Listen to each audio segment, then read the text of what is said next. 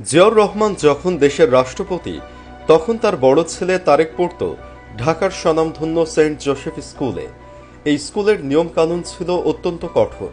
কোনো ছাত্র যদি পরীক্ষায় ভালো ফল না করত তাকে স্কুল থেকে বাদ দেওয়া হতো। একবার তারেকের পরীক্ষার ফল সন্তোষজনক ছিল না, আর নিয়ম অনুযায়ী স্কুলের প্রধান শিক্ষক তাকে স্কুল থেকে বাদ দিয়ে দেন। প্রধান শিক্ষক তখনও জানতেন না যে তারেক স্বয়ং রাষ্ট্রপতির ছেলে।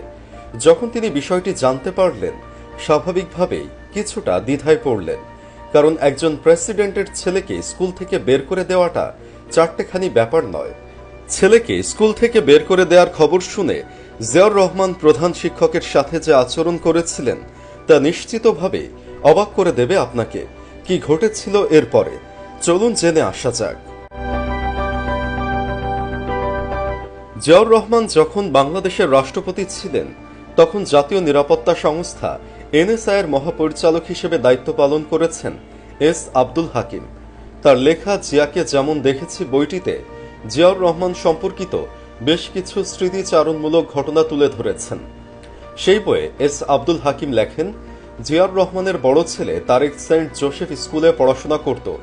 একবার তারেকের পরীক্ষার ফল সন্তোষজনক না হওয়ায় স্কুলের ব্রাদার অর্থাৎ প্রধান শিক্ষক নিয়ম অনুযায়ী তাকে স্কুল থেকে বাদ দিয়ে দেন।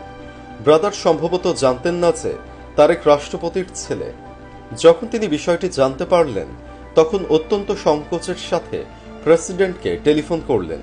জিয়াউর রহমান প্রধান শিক্ষকের সাথে কথা বলে বুঝতে পারলেন যে প্রধান শিক্ষক নিয়ম মেনেই এই কাজ করেছেন।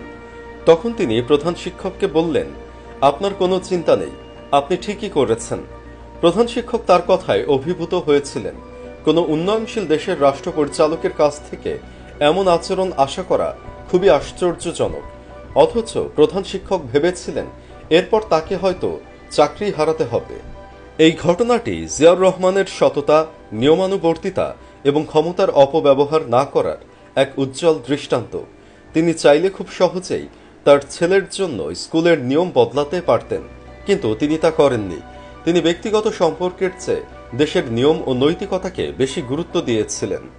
আব্দুল হাকিম মনে করেন, যদি আমাদের দেশের রাজনৈতিক নেতা ও উচ্চ পদে আসীন আমলারা জিয়াউর রহমানের এই দৃষ্টান্ত মেনে চলতেন তাহলে আমাদের সমাজ অনেক বদলে যেত। তিনি আরও শুনেছেন যে জিয়াউর রহমান একবার একটি সরকারি জমি নিজের নামে বরাদ্দ পেয়েছিলেন, কিন্তু সময় মতো কিস্তির টাকা দিতে না পারায় তিনি সেই জমির মালিক হতে পারেননি। মৃত্যুর সময় তিনি ছিলেন জমিহীন, অর্থাৎ একটি দেশের প্রেসিডেন্ট যার কিনা কোনো জমি জমাই ছিল না। জিয়াউর রহমানের আমন্ত্রণে বহু রাষ্ট্রীয় অতিথি বাংলাদেশে এসেছিলেন। তাদের সম্মানে বঙ্গভবনে প্রেসিডেন্টের রাষ্ট্রীয় ভোজের আয়োজন করা হতো এবং সাধারণত সেই ভোজের পর মনোজ্ঞ সাংস্কৃতিক অনুষ্ঠান হতো। পদাধিকার বলে আব্দুল হাকিমও একবার স্ত্রীসহ আমন্ত্রণ পান। নেপালের রাজা ও রানী যখন রাষ্ট্রীয় সফরে এসেছিলেন সে সময়ের একটি ঘটনা তিনি উল্লেখ করেছেন। রাজা ও রানীর সফর উপলক্ষে রীতি অনুযায়ী রাষ্ট্রীয় ভোজ ও সাংস্কৃতিক অনুষ্ঠানের আয়োজন করা হয়েছিল। বিশেষ ব্যস্ততার কারণে আব্দুল হাকিম আগেই স্থির করেছিলেন যে সাংস্কৃতিক অনুষ্ঠান শুরু হওয়ার পরপরই তিনি বঙ্গভবন থেকে বেরিয়ে পড়বেন। তিনি একটু পেছনের দিকে বসেছিলেন যেন কারো দৃষ্টি আকর্ষণ না করেই বেরিয়ে আসতে পারেন। হল ছেড়ে যখন বেরিয়ে আসছিলেন হঠাৎ তার নজরে পড়ল প্রেসিডেন্টের এডিসি প্রেসিডেন্টের দুই ছেলেকে নিয়ে একদম পেছনের সারিতে বসে আছেন। আব্দুল হাকিম এডিসিকে বললেন, ওদের নিয়ে এত পেছনে রয়েছেন কেন? ওদের নিয়ে আরো সামনে যেতে পারেন, সামনের দিকে সিট খালি আছে। এডিসির উত্তর শুনে আব্দুল হাকিম অবাক হলেন। কাচুমাচু হয়ে এডিসি বললেন, স্যার, প্রেসিডেন্ট সাহেব জানেন না তার ছেলেরা এখানে আছে। জানলে বিপদ হবে আমার এবং ওদের, কারণ ওদের এ সময় বঙ্গভবনে আসা নিষেধ। তাই ওদের নিয়ে এতদূর বসেছি। স্যার, আপনি যেন প্রেসিডেন্ট সাহেবকে জানাবেন না। আব্দুল হাকিম লিখেছেন, এই ছিলেন জিয়াউর রহমান।